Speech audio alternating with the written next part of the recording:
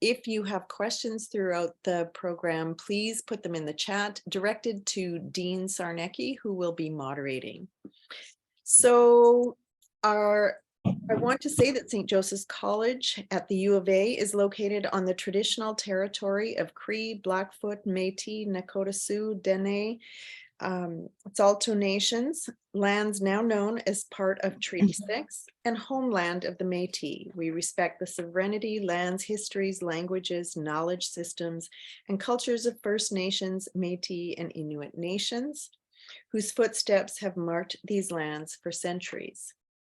I am Doris Keyser. I'm the Associate Dean at St. Joseph's College and one of the organizers of this Catholic education panel. I'm very excited today to have Dr. Matt Hoven, Dr. Dean Sarnecki, Dr. Eugenia Kowalchuk, Dr. Max Engel, and Mr. Charlie Weckend, who are our presenters for this evening.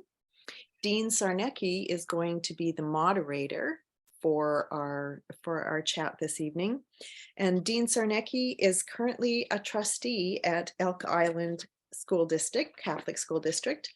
He is the former executive director of the Alberta Catholic Schools Trustee Association and has had a long teaching career. I'm not going to say how long, Dean, a long teaching career in Elk Island's Catholic School District. And he teaches quite happily sessionally here at St. Joseph's College, and we are so pleased to have him. He did his PhD here at the University of Alberta, and he is going to be your navigator through this discussion this evening. So I am going to turn it over to Dean, and I'm going to ask you all if you could please turn off your mics unless you are speaking, which most of you won't be for most of the time. So welcome everyone, and off we go. Thank you, Doris. Just again, I got to confirm, I hope I'm not muted. People are nodding, so I guess I'm good. I am very pleased and proud to be here. First off, I'd like to thank Doris, and this is the second or third year that I've been involved where you've been putting together these speaker series, and it's a lot of work, and thank you for all you've done to put this together. I'd also like to thank Dr. Matt Hoven, who is in charge of tonight in terms of the organization and the topics and everything else, and I enjoy working with him closely and hope to continue for some time. I'm not as old as Doris seemed to indicate, but this is my 40th year in Catholic education. I started as a 21-year-old teaching junior high in Sherwood Park in 1982. So this has been it's been a run, a little bit of a journey. Before we go any further, we start with a prayer. Please join me. In the name of the Father, Son, Holy Spirit. Amen. Heavenly Father, we come to you today asking for your guidance, wisdom, and support as we begin this series of presentations. Help us engage in meaningful discussion, allow us to grow closer as a group and nurture the bonds of the Catholic educational community. May we be enlightened through this discussion and always place Christ at the center of all that we do. We ask this through Jesus our Lord. Amen. Just a little bit about the process here. There are 4 speakers. Each speaker will be given 8 to 10 minutes. I have been given the task as moderator to be the hammer, to come down and stop you. After 8 minutes, I will give just a quick warning that you have 2 minutes left, and please start wrapping up at that time. After each of the talks, we will have a short discussion among the 4 participants, just in regards to what each heard in the others' talk and any questions we might have there. And then at 8 o'clock, we'll open it up for question and answer. Again, please put in the chat any questions you have. Now, last year when we did this, I don't know if there were any questions. I want questions, because otherwise I have to fake it. Okay, and you don't want to hear me talk more than I have to. So please ask questions. The other thing is about cameras. Most of you have your cameras off. I personally prefer speaking to faces, not blanks. So feel free to turn your camera on if you wish. If you don't want to, don't worry about it, but it's just an option. with that, we're going to go to our first speaker. Our first speaker is Dr. Matt Hoven, who earned his PhD from Catholic University of America and is now a professor and Cool Chair at the St. Joseph's College at the University of Alberta here in Edmonton. He's taught in schools previously and now teaches primarily undergrad students in the college's Certificate in Catholic Education program. Matt has completed research with local schools and is currently leading a study about the challenges and opportunities felt by Catholic educational leaders in Western Canada. He's published over a dozen academic articles and 2 books. He lives in Edmonton with his wife, Crystal, and their children. And I'm going to throw in, if Matt wasn't my advisor for my PhD, it would never have been finished. So Matt, you are also an incredible mentor. So Matt, go ahead. You've got 10 minutes. Thank you, Dean. Greetings to everybody. I'll start my screen sharing. We'll get right into it since Dean has me on the clock. There we go. My timer started. So welcome to everybody. I'm speaking first. I'll be introducing the document that's been released by the Holy See, and then I'm going to focus on one particular point, and that's some problematic viewpoints. I put this quote up just to get us going in the right direction. This is from the first paragraph of the document. I gotta get this right there. That's a little better. And I've kind of squished it together here. But in the face of rapid changes in the process of globalization, there are different interpretations of traditional concept of Catholic identity. And I think that's the heart of what this document's saying. Is addressing the rapid changes in society and how do Catholic educational institutions respond to that. The document in its introduction takes an important quote from Pope Francis. It says, "To educate is to take a risk and to hold out to the present a hope that can shatter the determinism and fatalism of our age." Pope Francis highlights 3 flawed fatalistic approaches. One is the strong that bully their way and get their way in what they want, the weak that just accept what they've been given, that don't have a voice, and thirdly, the utopians who have a grand vision and dig in their heels and won't give it all. And what Francis is saying is that we need to see education as something different than that, that it's to take a risk, that it's to look to the future for a hope in how we can live together, in the role that Catholic schools have in that. Let me give some background on the document. So it was promulgated a year ago, and its title is The Identity of the Catholic School for a Culture of Dialogue. Now, it was written by the Congregation of Catholic Education. Who is that? Well, those are Catholic leaders throughout the world. So some of those will be bishops, and a good chunk of those will be consultants. And there are a few of those people that live in Rome, and they work in the Roman Curia. And so they kind of coordinate and they put together the document. So it's not a single author, this document isn't, but it's this whole congregation globally. A couple of the names you would know as bishops, like Cardinal Thomas Collins in Toronto, he was involved in the congregation. So was Cardinal Dolan out of New York. Lastly, I want to note is that Pope Francis has done a complete reform on the Curia. So the congregation is no more. And now it's a part of the dicastery for culture and education. Now, what does this body do? In brief, very briefly, it's this one part of the dicastery. It's a section for education, and it cooperates with diocesan and eparchial bishops and other leaders to assist in, I guess, supporting different Catholic educational institutions. The one highlighted point here is to promote the Catholic identity of the schools. That's part of its purpose, and of course that's the theme of our document tonight.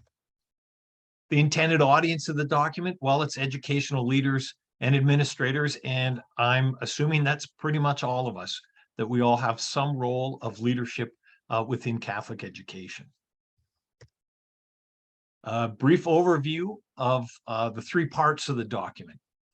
Just to give you a sense of it, the first part The document is just trying to give a sense that the schools have a role within the mission of the church, that they aren't separate from it. And so it tries to flesh that out in what that mission is. The second part is how will that mission be carried out? And here it looks at the different roles of different people. And so it's walking us through how this will be done. And then finally, 3 are the critical aspects. And these are really important questions that the document is trying to address. And I'll spend some time looking at that. The reason for the document, I want you to imagine this. Let's say we're all members of the Congregation of Catholic Education. Let's say in 2015, we were at Educating Tomorrow. It was an event of Catholic educators from across the globe meeting in Rome.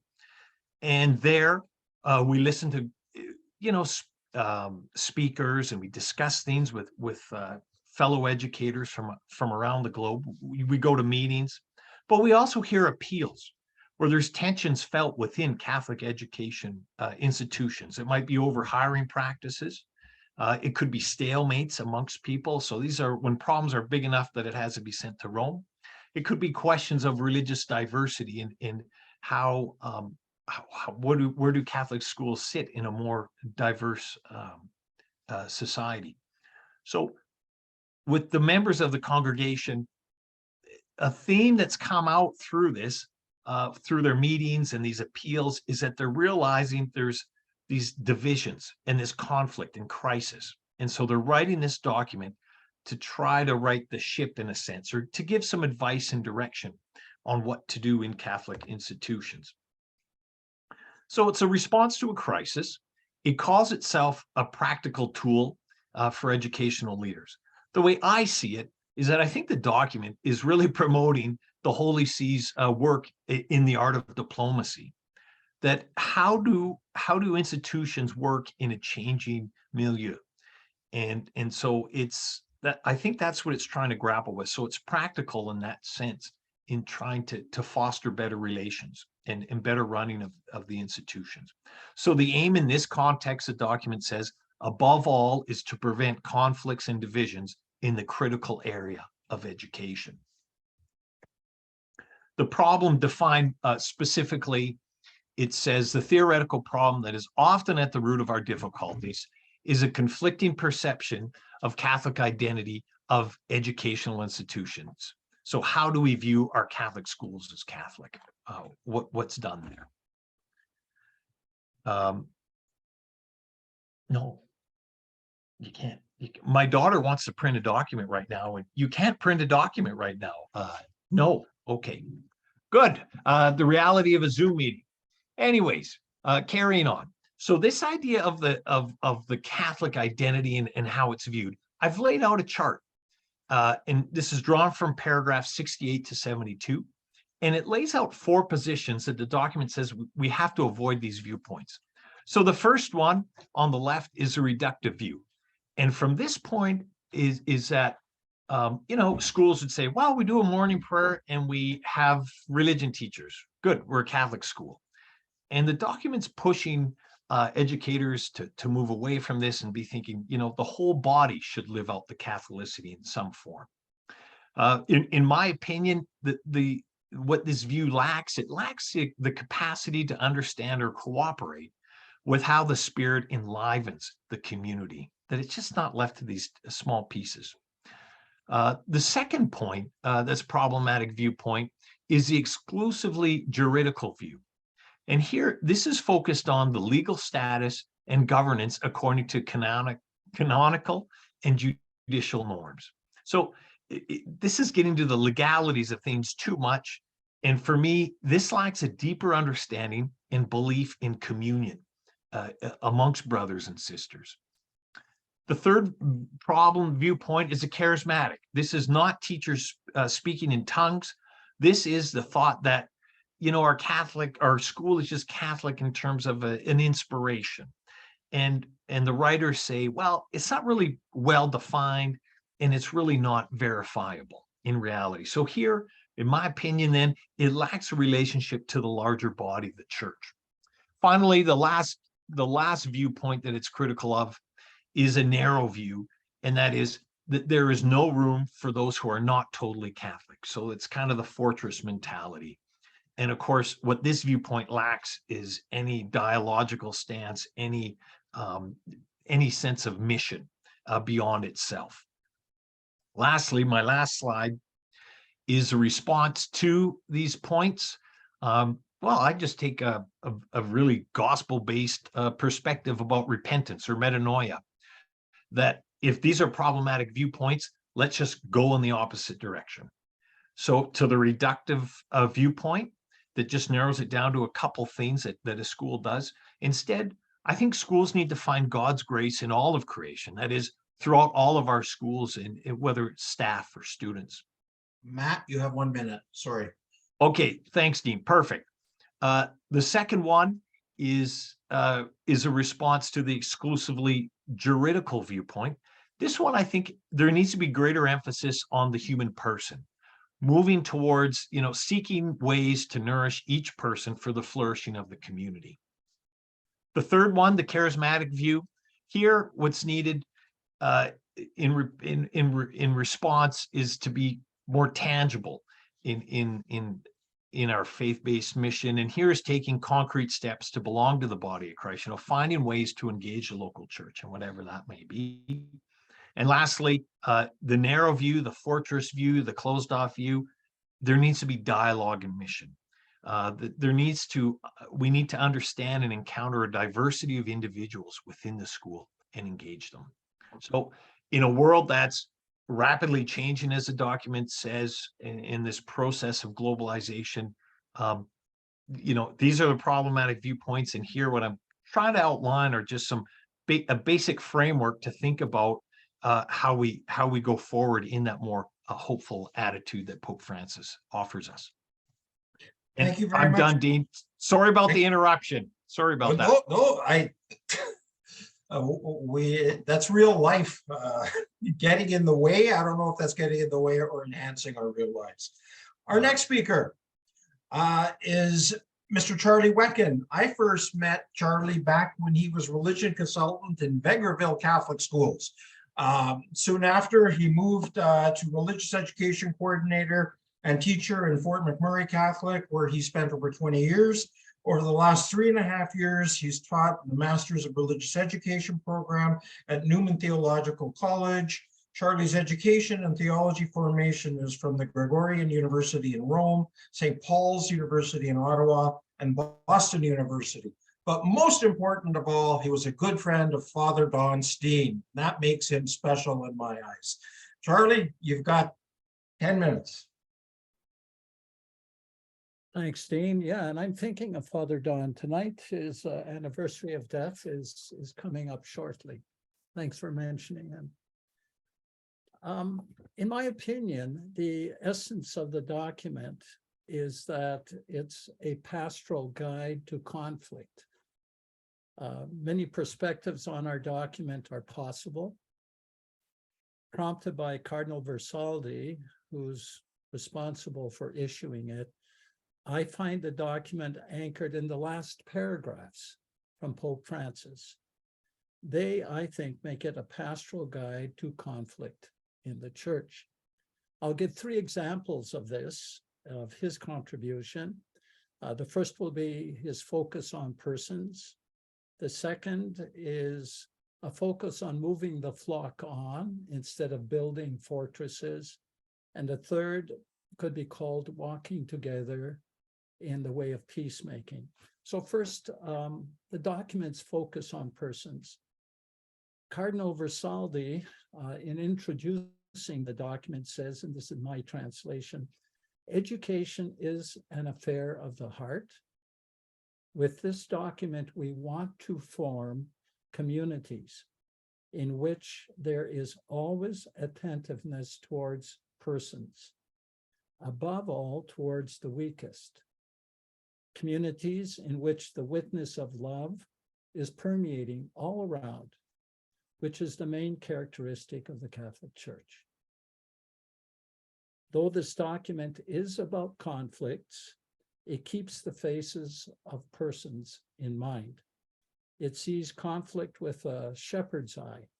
It wants to keep the flock together, and yet it's ready to leave the 99 for the missing one.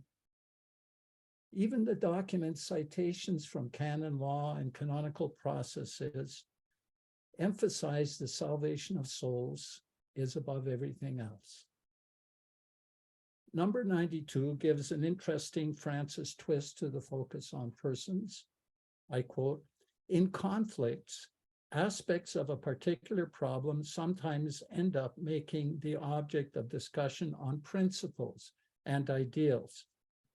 In order not to fall into this error, the principle that realities are more important than ideas is helpful."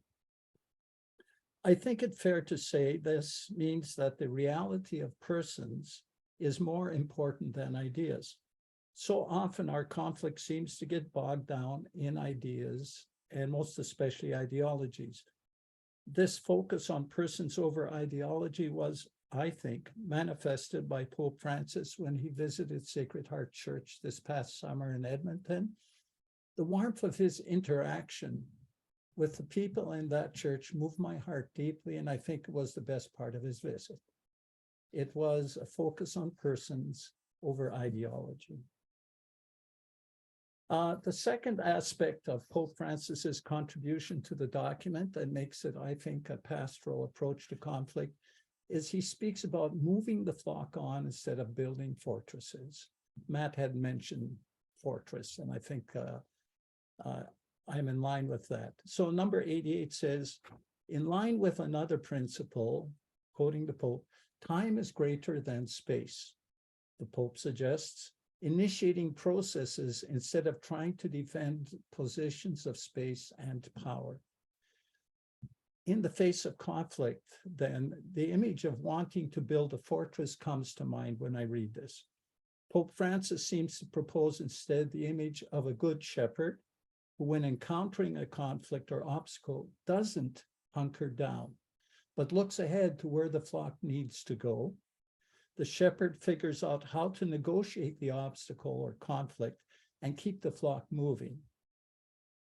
Connected to this defense of positions of power can also be an obsession for perfect solutions. Number 80 continues, there is a risk that those who seek perfect solutions and fight passionately for their realization, often unrealistic, will end up by damaging conflict resolution even more with their attempts.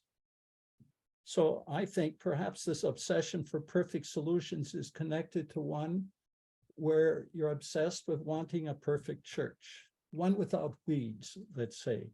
And the parable of weeds of Matthew 13 comes to mind. To those who want to pull out all the weeds, the master says to lay off and let the wheat and weeds grow together, lest they damage the crop. In the church, the perfect can become the enemy of the good. Time is greater than space. A recent example of creating processes instead of defending spaces and positions of power might be that of the Seattle Archdiocese in confronting the issue of gay school staff openly in what Pope Francis calls civil unions. The Archdiocese set up a process of discernment, one in which they did a lot of listening to the sense of the faithful, extensively from all sides, involving at least 3,000 persons. They published the first results of this listening about 1.5 years ago.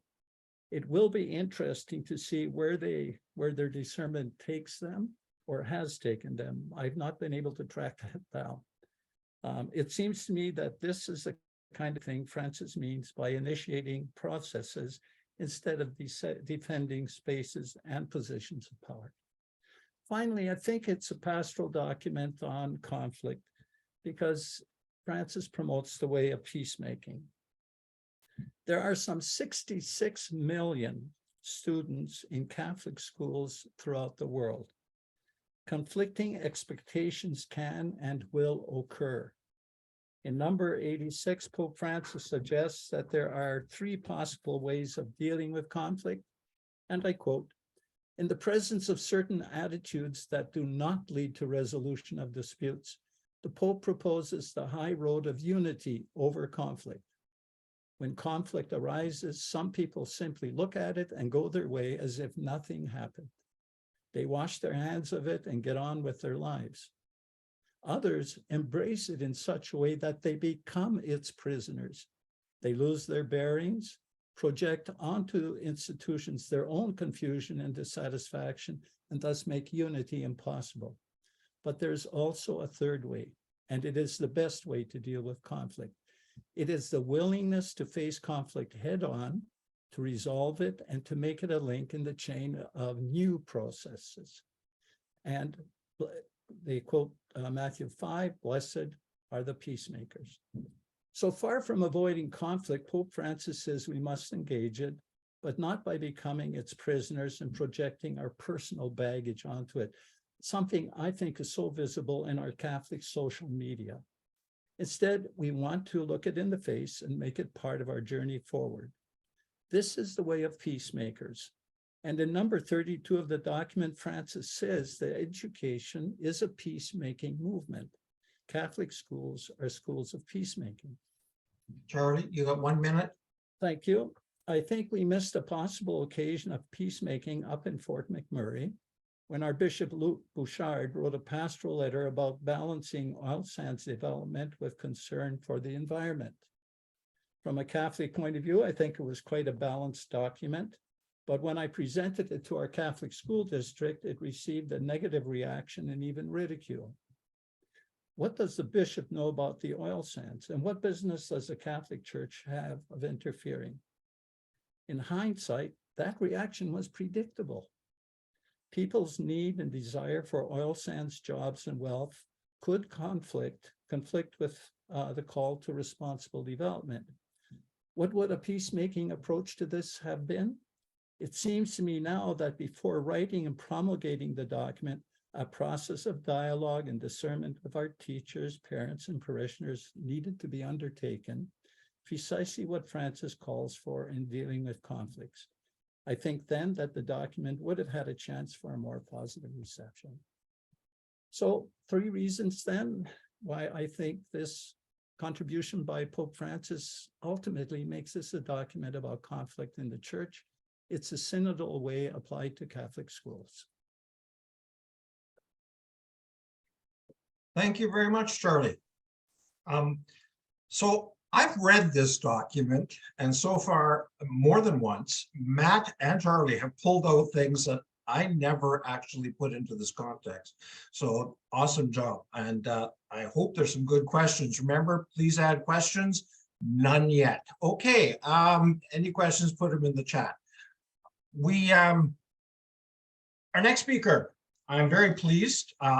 He is the one person on this that I don't know well. So in a way, Max, that's good. I can't make fun of you, except for any friend of Matt is automatically suspect. Anyway, but he does talk glowingly about you. So I'm very excited to hear from you. Dr. Max Engel is Associate Professor of Education and Theology at Creighton University. He spent 8 years teaching in Catholic secondary schools before earning his PhD in religious education and catechetics at Catholic University of America. He has spent the last 10 years teaching theology and education at Creighton. He is the lead author of Your School's Catholic Identity, Name It, Claim It, and Build on It by NCAA Press. And he's the lead author of NCEA's publication on Standards 1 and 2 of the National Standards and Benchmarks for Effective Catholic Education, Elementary and Secondary Schools, currently in press. We welcome you, Dr. Max, or Dr. Engel. You're up.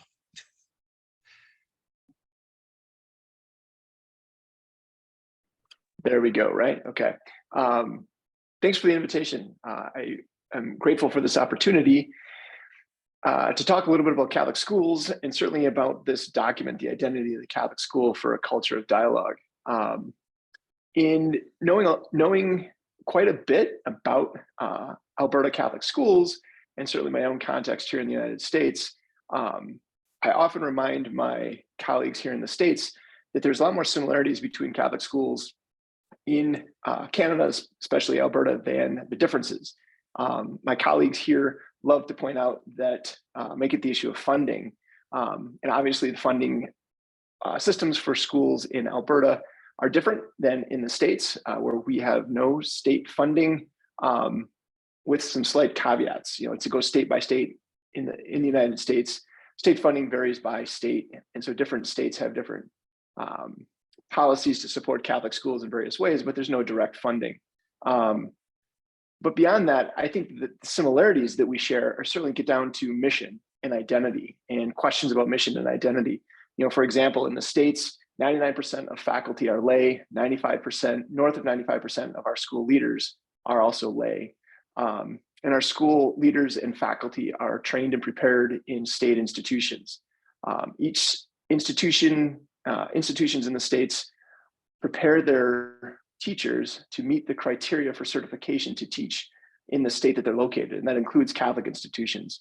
Very few Catholic institutions for higher learning, colleges or universities, include any preparation specific for the Catholic context. So even though someone may get a teaching certificate at a Catholic university or Catholic college, it's highly likely that they were prepared for a public state institution. And so we have a situation where we have our faculty and even our leaders are coming from a context that doesn't have a sense of the history and the philosophy and the theology of that undergirds and supports our Catholic schools, undergirds our Catholic education. So I see a lot of similarities between what goes on in Alberta and what we see in the States, certainly in Catholic formation, in the preparation of our Catholic school teachers, and increasingly in our Catholic school leaders. I know you at St. Joe's are familiar with Richard Reimers, his work certainly with Leonard Franchi in Scotland. They talk about the decline of the religious socio-cultural paradigm. And I think, in that, there's an increasing number of Catholics who are disaffected, disaffiliated, or disgruntled. And they're in our Catholic schools. That is the pool of teachers and leaders that our schools draw from to serve as the faculty and to lead our schools.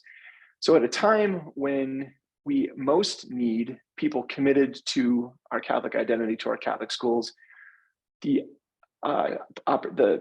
pool of people who are able to witness to that and to live that out is declining. And so that, for that reason, the issues of forming in our schools for our identity and mission becomes paramount. And from my vantage point, that's the document, the beauty of this document. Certainly, I have an appreciation for this third chapter that Charlie focused on.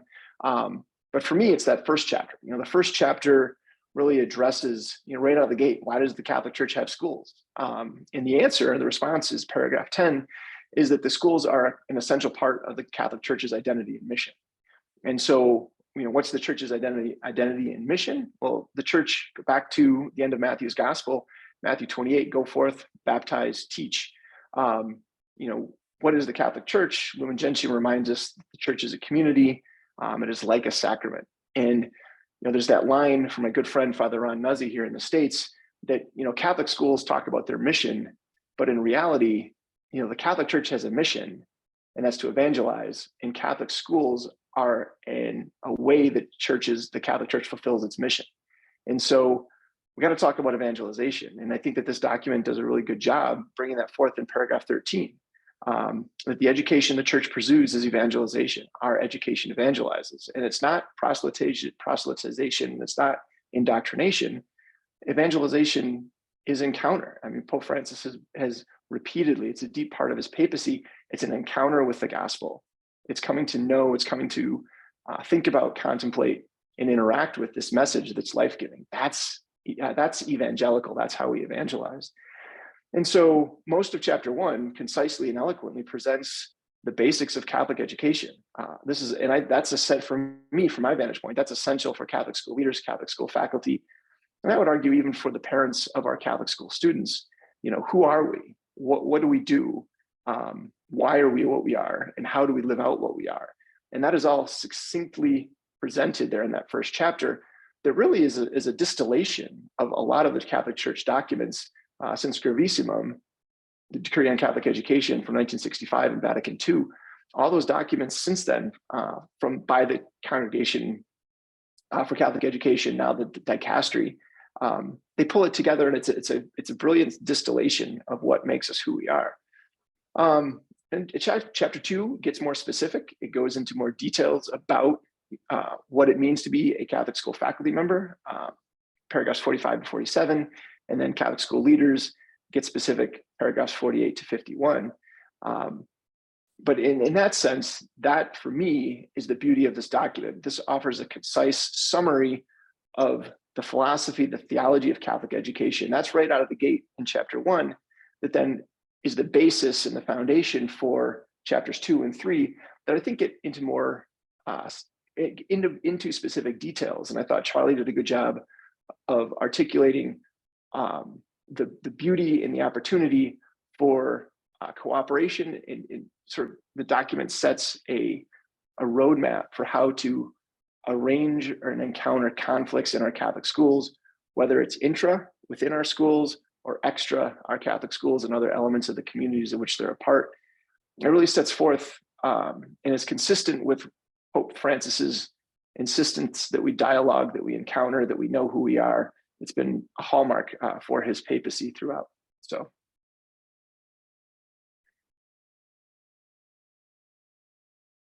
You are done, Max? That was it's you know, it's you long, us Americans, we keep things short, to the point, pithy. Well, you've touched on, we'll get to some discussion later, but you've touched on some very good points that I would like to come back and question you on. And that's exciting. Our next speaker is a friend of mine, and I'm very excited to introduce Dr. Eugenia Kowalczyk. Dr. Kowalczyk holds a PhD in educational leadership and Catholic identity from the University of Victoria. Dr. Kowalczyk has presented her work locally, nationally, and internationally. Eugenia was a teacher, consultant, and administrator for Edmonton Catholic for only a few years. She's still quite young. And currently works with the Archdiocese of Edmonton as mission engagement lead, and teaches with us at St. Joseph's College as a professor in the Catholic Education Certificate Program.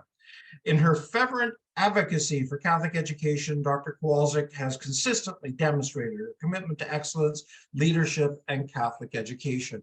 Very happy to have you here, Eugenia. We've worked together, we've struggled together, we've solved the world's problems together, but we always forget by the time we leave what the answers were. Eugenia, you're going to enlighten us now. Thank you, Dean. I think we solved the world problems many times over and then forgot that we did, so we had to start all over from the beginning.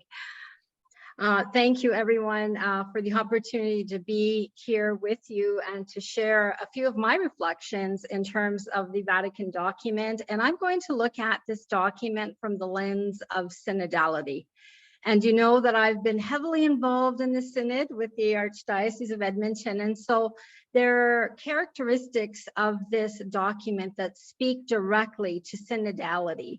And I would like just to bring that to the discussion table. So you know, and I know that in October of 2021, Pope Francis announced to the world that the church would undertake this massive task of launching a synod on synodality. And he did this by giving us a very tight timeline and asking two very provocative questions. One of them is, how is journeying together happening at your local church? And what steps does the Spirit invite us to take in order to grow in this journeying together? And so these two questions really strike the core of our Catholic identity and what we understand to be our Catholic identity. We're being asked to examine ourselves in relation to the church and how we can grow the mission of Christ individually and in communion with one another. And again, in the Vatican document of this evening, that is what we're trying to achieve, is that communion with one another. We know that the reason Catholic schools exist is to bring Christ to our students through the message of the gospel, through the teachings of the church, and through the faith community, that lived experience that lived experience in the home, in the school, and in the parish. And we've heard that triad mentioned time and time again. And it is articulated on page 18 of the document of this evening. So we know that the challenges are real. And so you can't have, like Charlie said, 66 million students and multiply that by the number of educators and not expect that there might be just a little bit of conflict here and there. So the challenges are real. And how are we doing in relationship with these challenges? And how do we remain in full communion with the Catholic Church? So at every turn, we see a secular, individualistic culture trying to steal the soul of our children. And our mission in Catholic schools is to bring our children along the path to heaven. So during the Synod listening sessions, we heard from teachers, parents, administrators, laity, you name it. We had a real wonderful participation to the questions on synodality from the Catholic educational communities. We heard that Catholic schools at times play a tug of war with the secular society. These tensions emerge, and sometimes they play a bit of havoc on our own Catholic identity, and we lose sight sometimes of who we are as people serving within the mission of the Church. So it's not a coincidence, I don't think, that this document then was released about 4 months after the launch of the Synod. So the proximity of the Synod and this document is quite interesting. So you're going to say, well, Eugenia, what does this document, how is this document rooted in synodality? Well, I can tell you a few ways. Number one, the title. The title is The Identity of the Catholic School for a Culture of Dialogue. And we know that the Synod was rooted in speaking and listening. It was speaking with courage and listening with compassion. Chapter 1 of the document refers to the church, mother, and teacher. And that is really very closely referenced to that parish home school triad. The church being the parish, mother being the home, and teacher being, of course, the school. And the union of this relationship cannot be overstated. Catholic identity is shaped, formed, and grows within these landscapes. And it's rooted in synodality. And it also brings us to those three main themes of the Synod, which is unity, participation, and mission. All of the themes that also are derived in this document. So we've been encouraged to dialogue with one another and with God on page 7 in particular. Why? Because dialogue brings attention to our own identity. We have to articulate it, and then it also helps us understand others. Because the Synod challenged us to listen and speak so that we could articulate our Catholic identity or lack thereof of our Catholic identity. And so we can't give what we don't have. And it really helped us to sort of measure how we were doing in relationship with our faith. So this document also challenges us to honor the gifts and talents that we've been blessed with. And that was definitely what the questions of the Synod were trying to articulate, is how can we serve the Church with our own charisms and the questions related to that. The Synod also provided us with the learning opportunity of how to engage in spiritual conversations. Just like Charlie said, that dialogue, not running away from it, but entering it in a space of respect and conflict resolution. And so the dialogue in relationship with God, with one another, and the Church helps us to honor that lived experience of our story, but also the story of others. So you might ask, well, what did you hear in the Synod conversations? We heard a lot of different comments, and it's wonderful to be able to read these comments because they're in the voice of the people. So we heard that teachers and staff of Catholic schools where they work really, really are humbled by the work that they've been asked to do, the vocation that they've undertaken. Sometimes they feel challenged to be able to speak safely about their faith. When they hear the word church, they think about community, coming together, being a family. For a lot of the students, they talked about the social justice work that they did, and they didn't often make an automatic connection that it was linked to serving the church, that they were just viewed as social justice project, but how did that really mean that they were serving the church and really helping them grow in their Catholic identity? And then also the school principal playing a key role in influencing the climate of the school. That was touched upon time and time again. So when we look at this document and we think about the crisis and the opportunity, it really tells us on the last page that it will be a crisis in our Catholic schools, and if we don't seize the opportunities.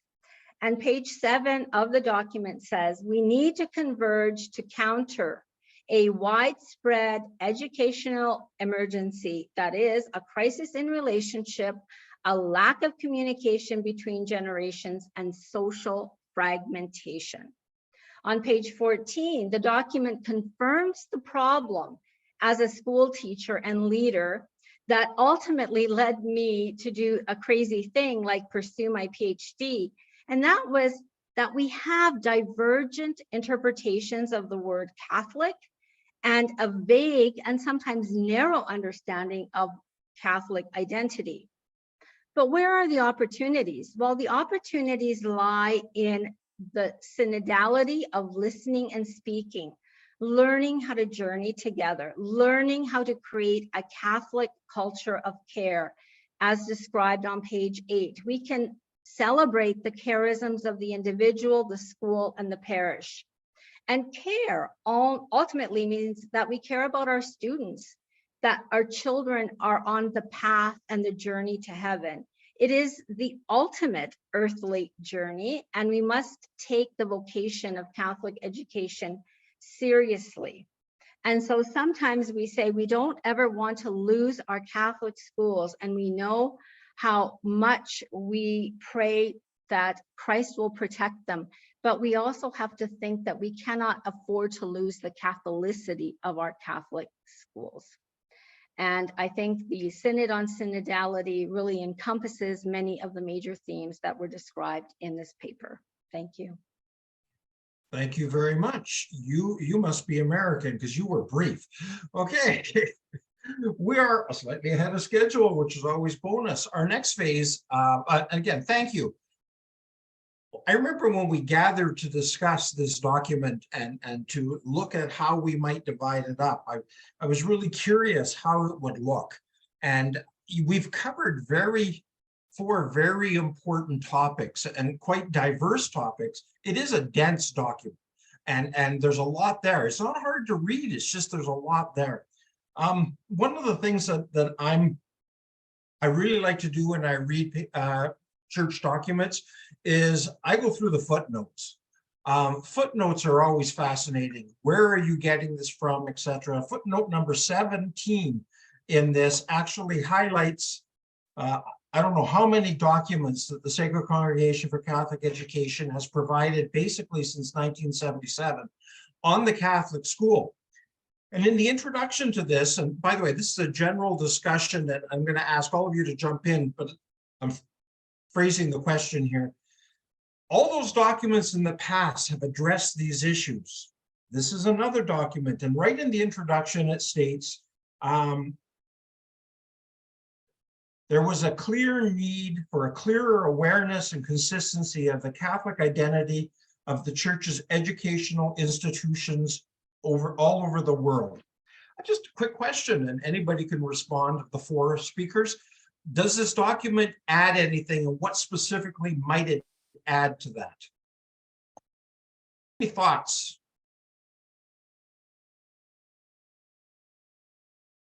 I'll go first, Dean. Sure. You know, it might add details here and there, but I'm not so sure it adds that much, to be frank. I think its genius is that it's a tool. It's facing the problem of our day is conflict and the crisis that the schools experience. That's been for some time, I suppose, but the world just continues to change. There seems to be more division. The document does avoid getting into like, left and rights and moderates and hardliners. It avoids the kind of culture war speak. It avoids that well.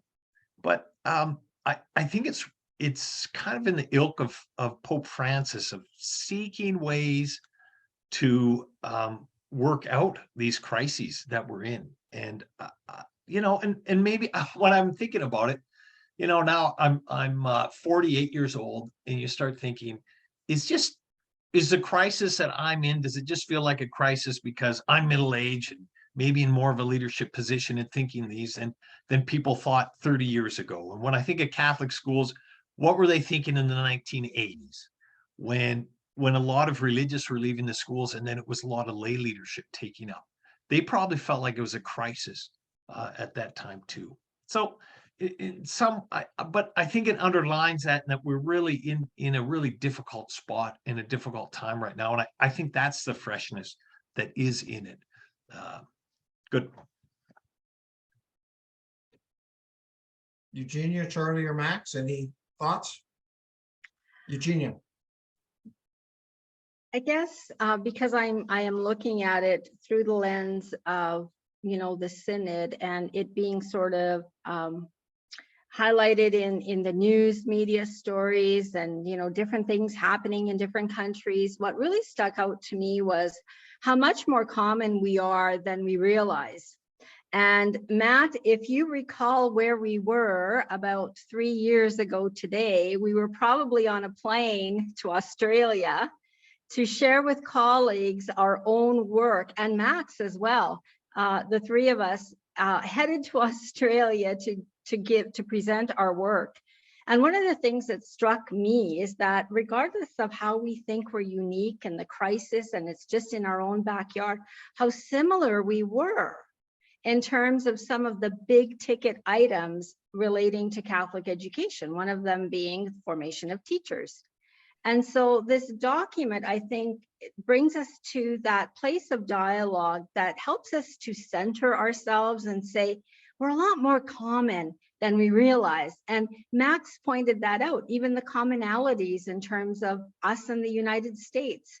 And it also reaffirms for me the scholarly work that's been done in Catholic education just around this table. Dean, your dissertation on the formation of teachers in a secular age. Matt, looking at Catholic identity through the lens of sports with your new book on the 8th day.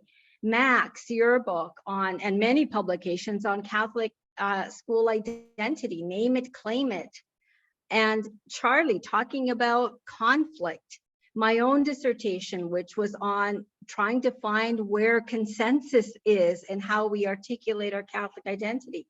So again, it speaks to the relevance, I think, of the day and sort of the issues that have been presented many different ways in many different countries in many different languages. Charlie.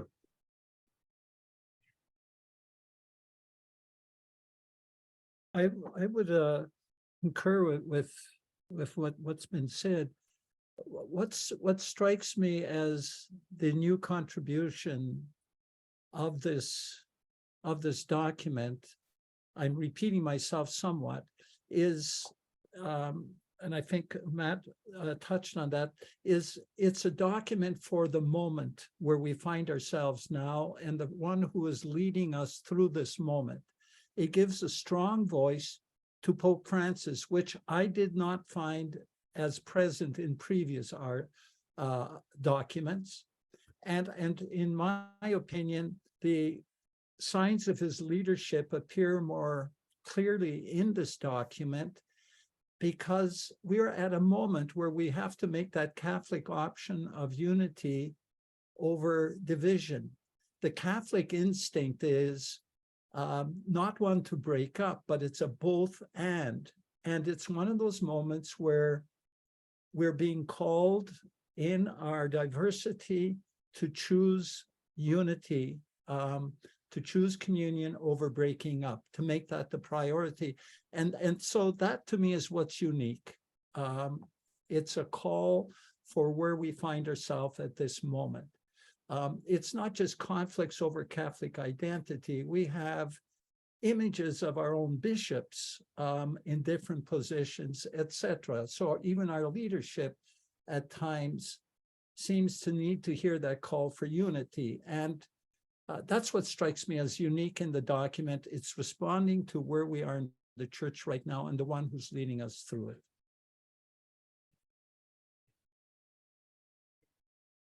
Max, any final comments on the document and value of the document itself? No, I mean, I liked how Charlie had said it's the document for the moment. It has a confidence. It doesn't have jagged edges, as Matt had mentioned, but as a confident look that this is how we're going to operate, and it comes from a firm sense of identity. And I think that for me, what I like about it is it's a synthetic document. It pulls things together in a way that's concise, and it relates to the issues of now. So my comments would reiterate what my colleagues have said. Thank you. Well, before I move on, just a reminder, so far I've received one question. Please, if you have any questions, put them in the chat. But before we get to the questions, let's just take a couple of minutes to maybe comment. Does anybody have a comment or question on one of their other colleagues' talks? Is there anything you want to throw out there for discussion? I will. It's interesting. Everybody spoke quite glowingly, positively about the document. And I was wondering about what you thought maybe were the shortcomings of the document. You know, it's put together by a committee, so surely anything written by a committee has issues and problems. And so I was just wondering, was there something that maybe, well, you maybe weren't a fan of, or maybe something you thought should have been included?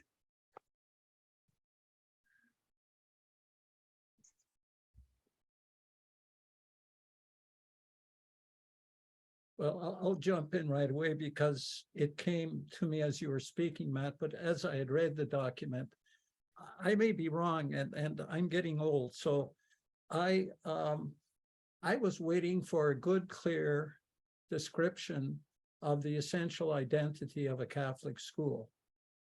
And I got a description of 4 things which a Catholic school identity is not, which I think you did a great job of listing.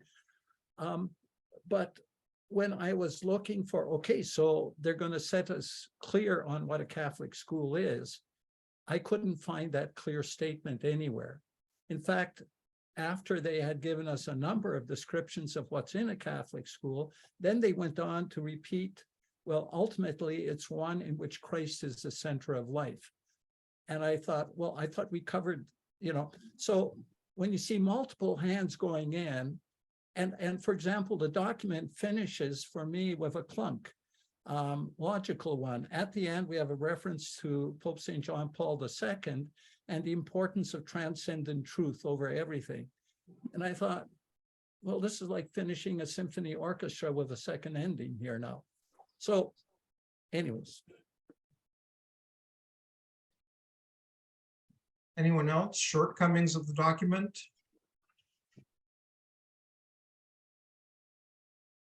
Well, sure. I mean, if you, I know that there are colleagues here in the States that find it sort of a milquetoast, keep everybody happy, don't rock the boat document. You know, if you wanted to take a critical lens to Pope Francis, this will provide ample ammunition for that critique. But I flip that. I think that that's in a lot of ways the strength of the document, stressing a synodality, stressing subsidiarity and dialogue. Then you know, you in the States, you've got to get your act together. You can't run to Rome to get an answer. And you in India, you got to get your schools together, understand what the church is going on in India or in Singapore or in Latin America. And if to critique that document is, if someone wants to critique that document or wants to critique Pope Francis or his papacy, there's a lot in there that's consistent with Pope Francis' papacy, and there's a lot of criticism of Pope Francis in that regard. So you don't have to look too hard if you want to, but that would be my take on a critique of the document in that regard. Thank you.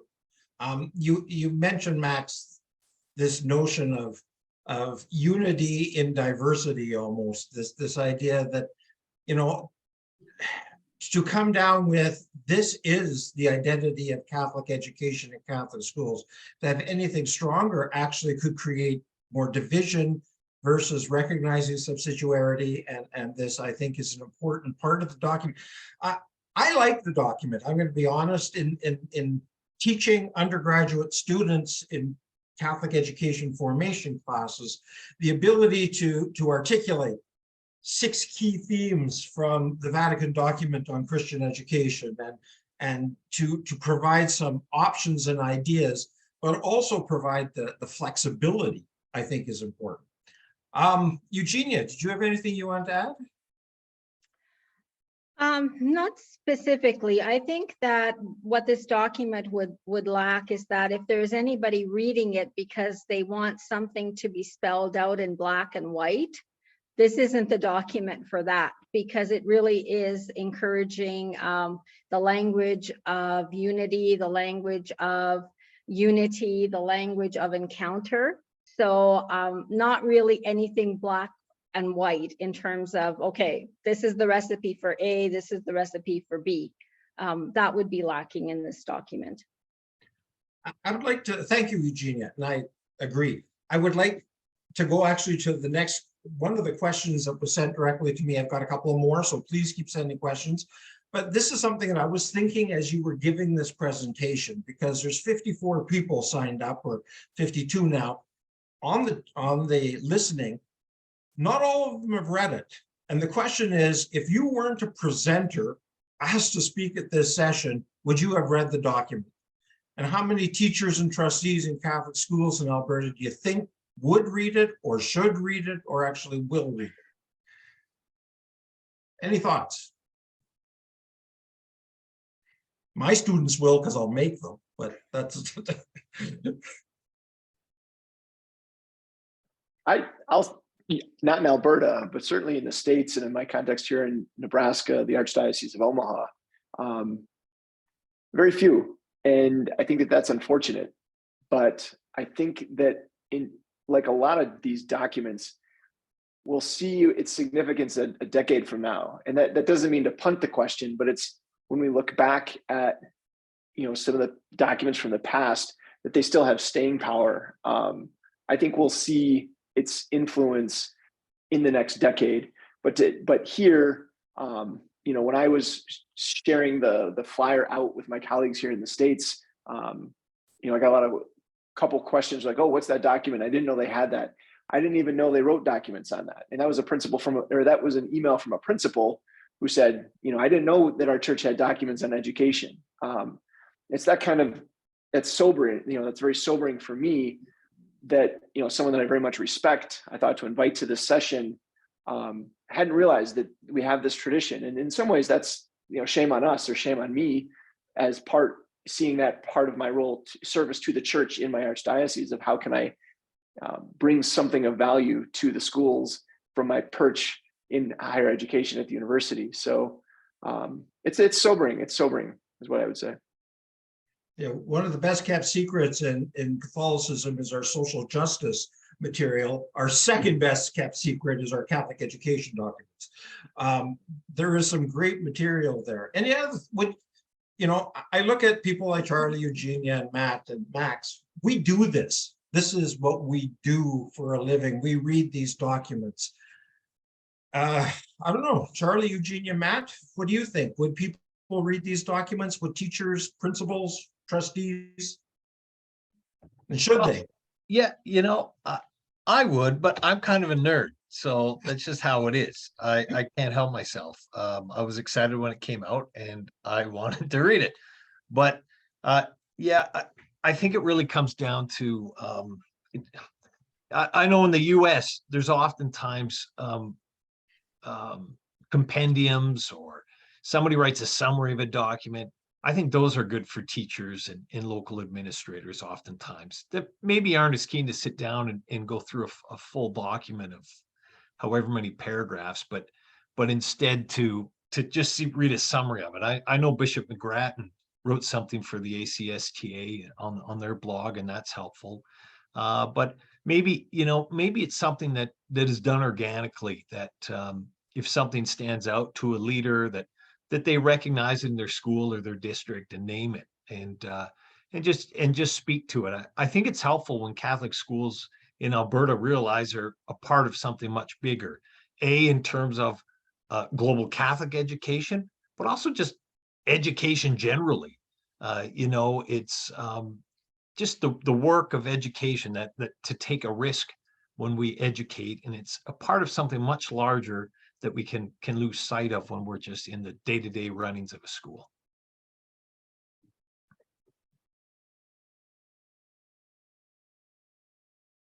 Well, let's go to another question. And this one's for Matt, specifically. How do you respond to the concept of school staff being practicing Catholics in your problematic viewpoints chart? How do you move theory into practice? You're on mute, Matt.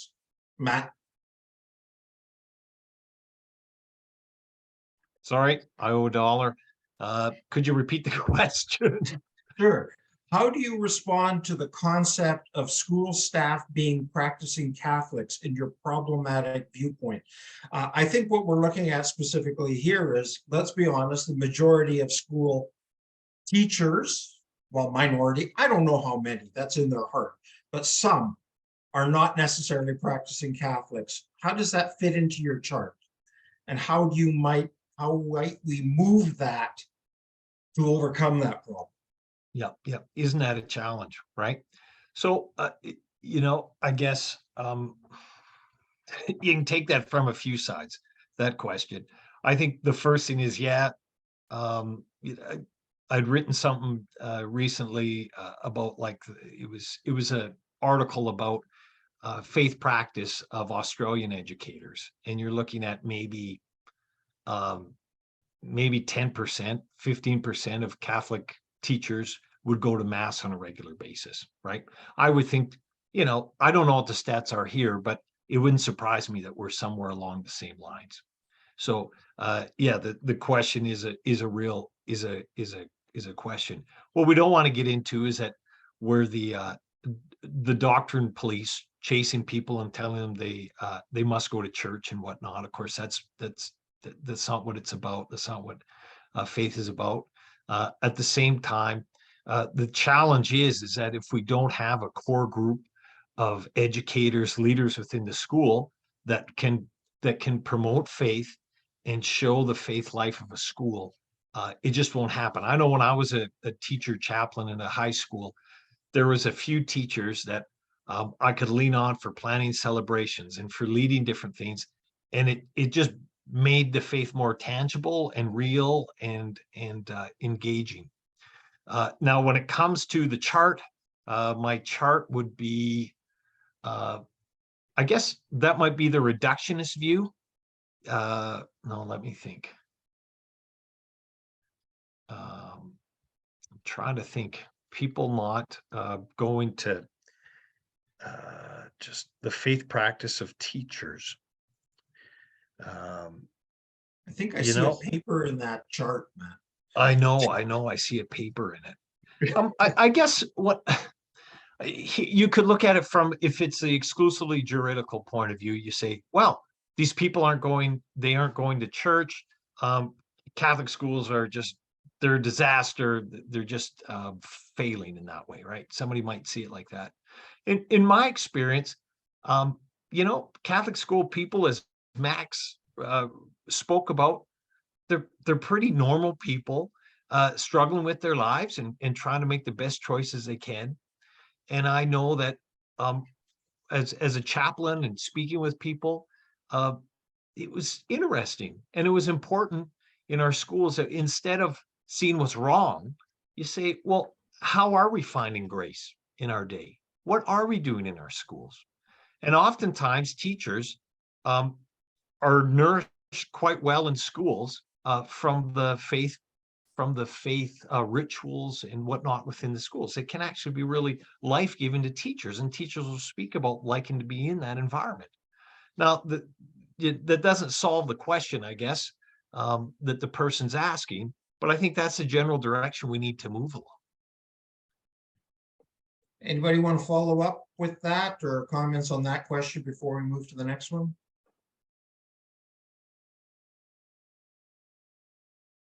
If not, I'll move to the next question, and I'm reading this directly. It says, thank you, Dr. Engel, for speaking to evangelization in Catholic schools being an extension of the Church's mission of evangelization.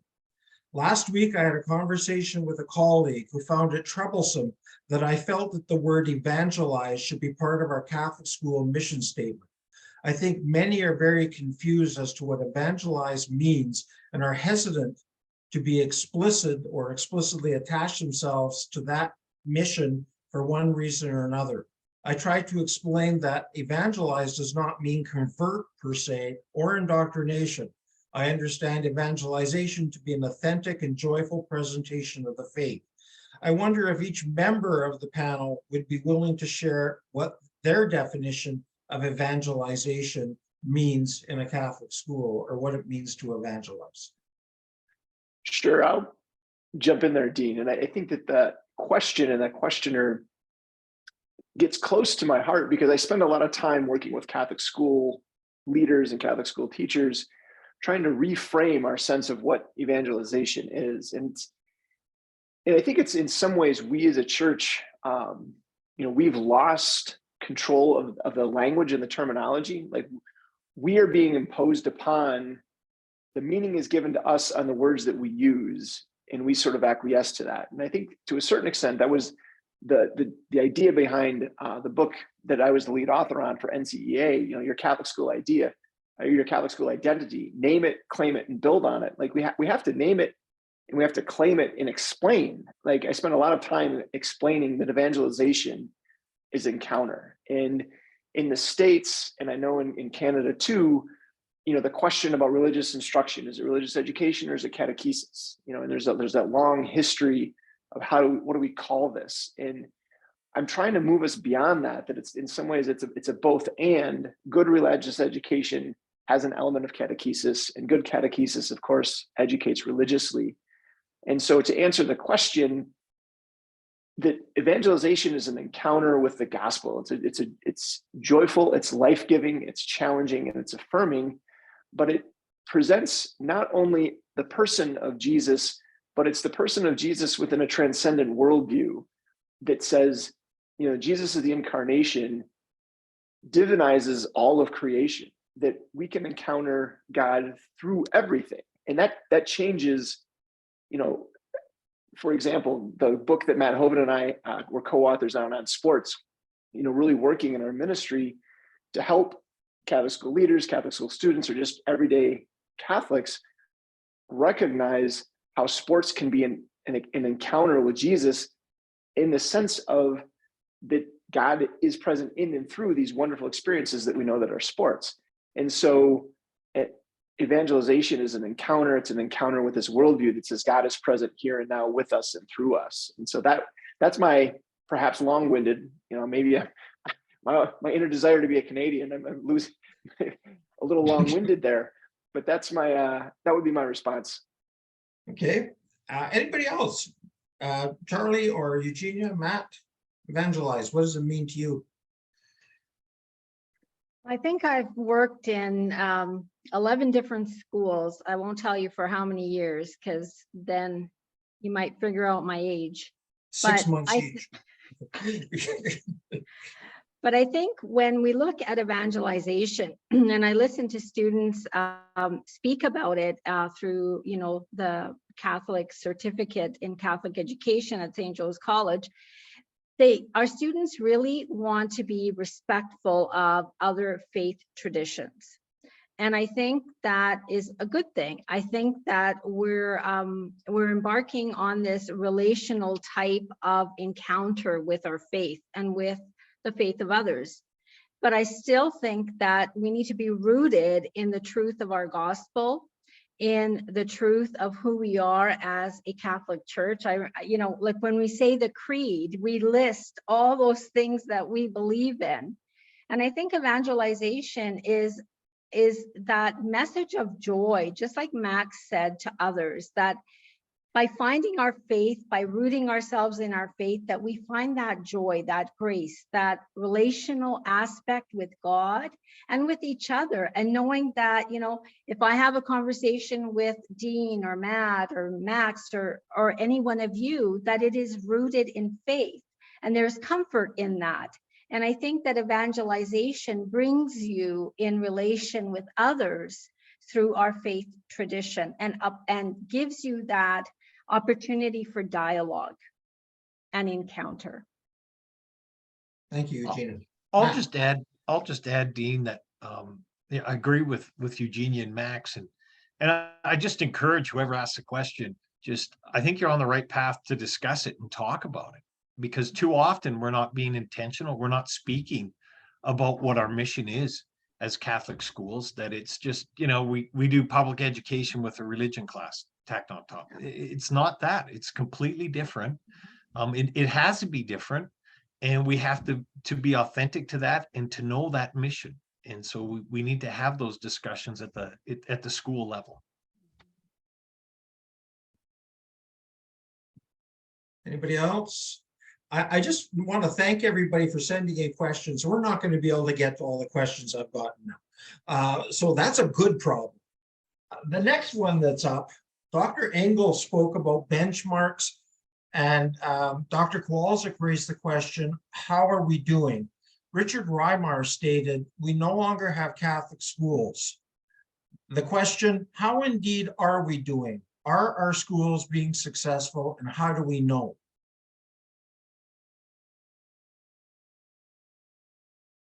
I can tackle that first, and then you can pick out the gaps. But I think that our Catholic identity, we've been blessed with a lot of really, really good documents, and one of them is the 5 Marks of an Excellent Catholic School, written by Archbishop Miller, and he outlines the 5 sort of touchstones that help us to articulate our Catholic identity, and so that's really helpful.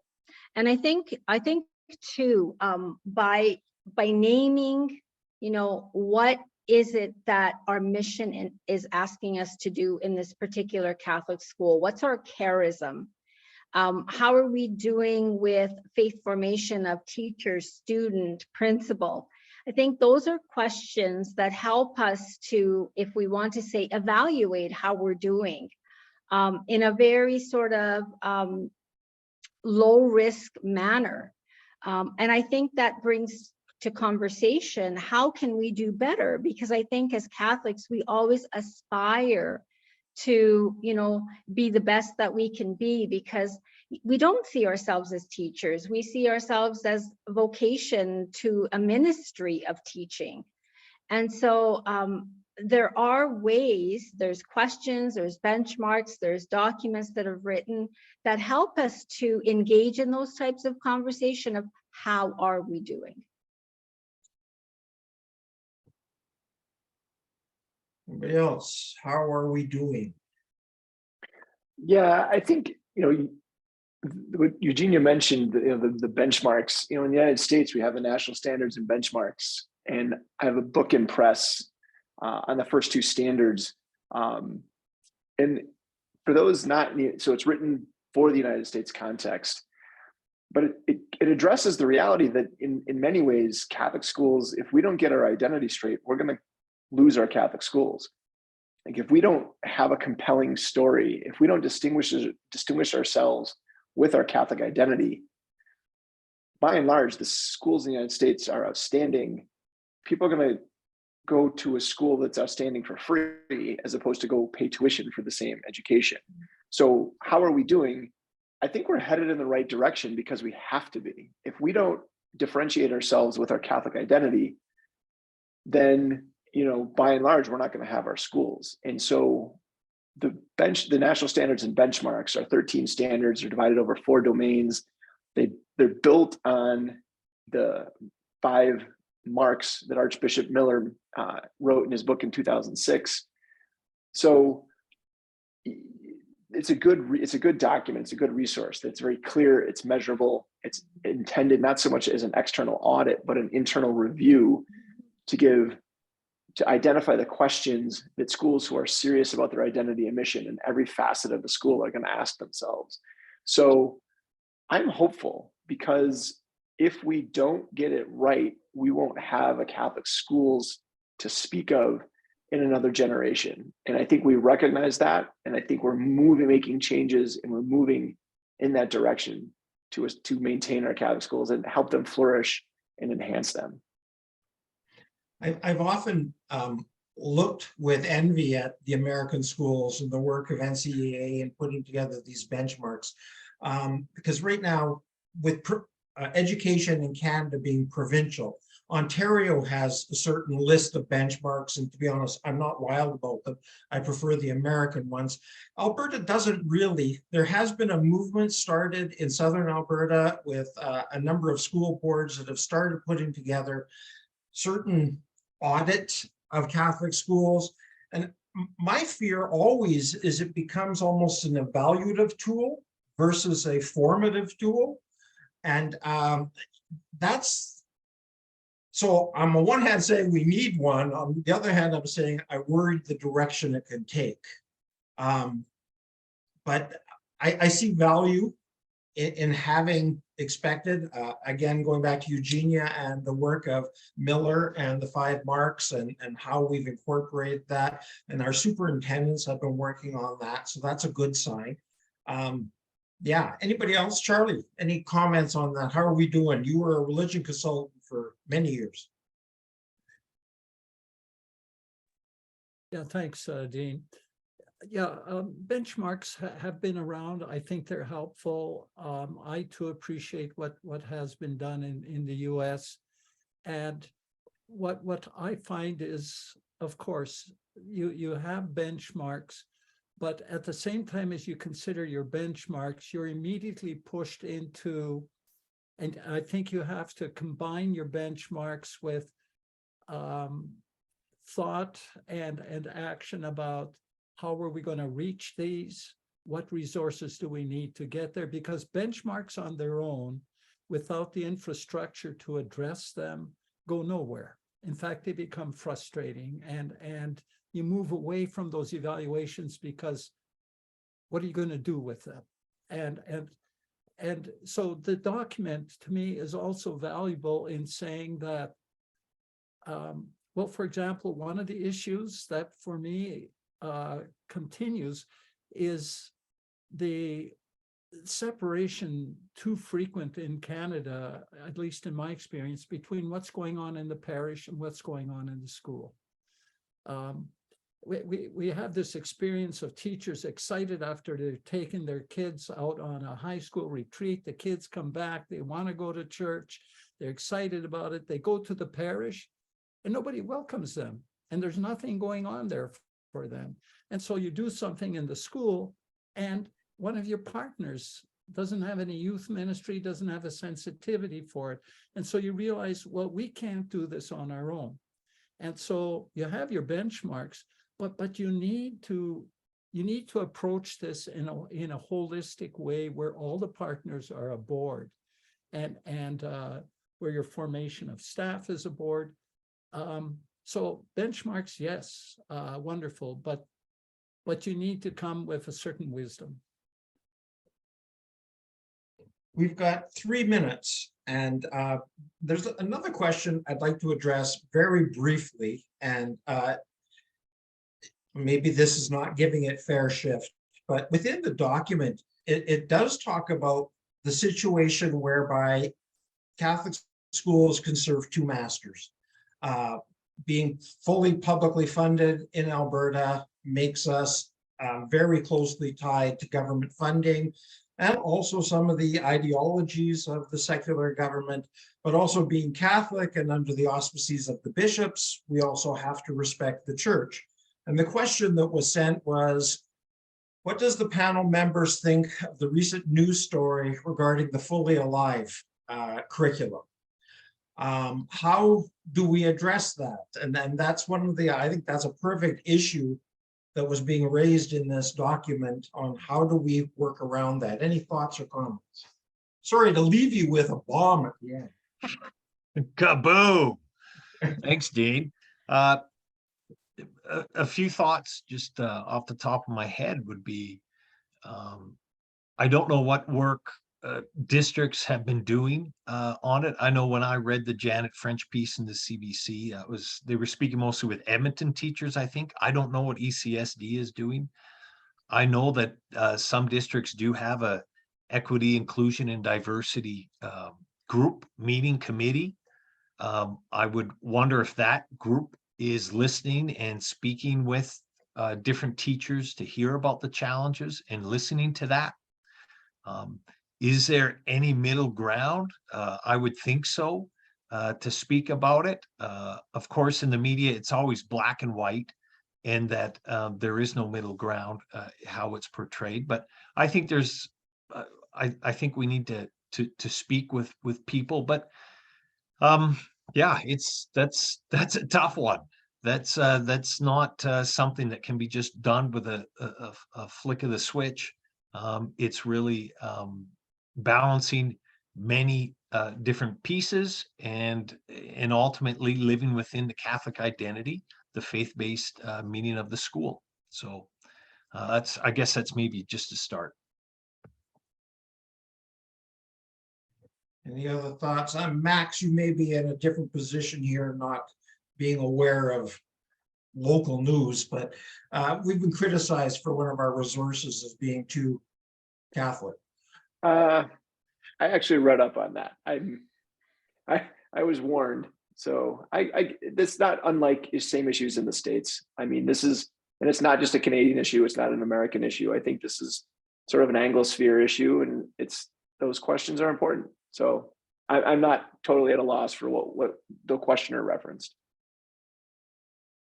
I'm going to be honest. I was thinking of that issue, and I'm going to wrap up here. I was thinking of that issue during Charlie's talk and Charlie's pastoral guide to conflict. And, you know, this would be a perfect example when you said that reality is more important than ideas. Sometimes you have to face the anthropology of the students and their lived reality in front of you and deal with it as it is in a pastoral sense. And sometimes we can get tied up in ideologies. And I think if we start with the person and then move from there, I think being loving is what this document is saying, and dialogue and discussion. Anyway, I want to thank all of you for this. Thank you for your participation. I'd like to send it back to Doris for final comments. Thank you so much, Dean. Thank you, Eugenia. Thank you, Matt. Thank you, Max. Thank you, Charlie. Thank you all for showing up. This was a wonderful conversation about something probably we should be spending a little more time paying attention to.